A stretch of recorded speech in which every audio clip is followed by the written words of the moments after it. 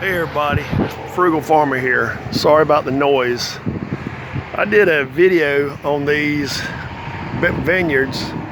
A guy called Uncle Johnny had them, kept real good care of them, and they had grown over, and somebody's come in and trimmed them. I hope they trimmed them properly, and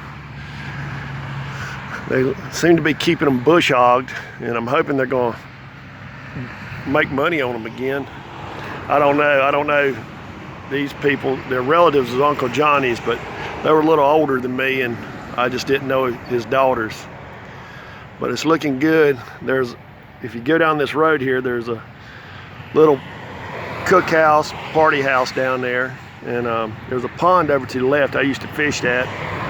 I had unlimited rights to fish it, and I hadn't even asked a family for it, because usually that causes a big kerfuffle.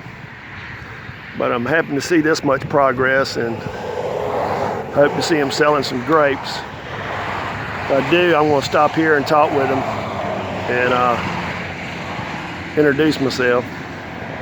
Thanks for stopping by. Come back again when you will. Share, comment, like, hit that subscribe button. God bless.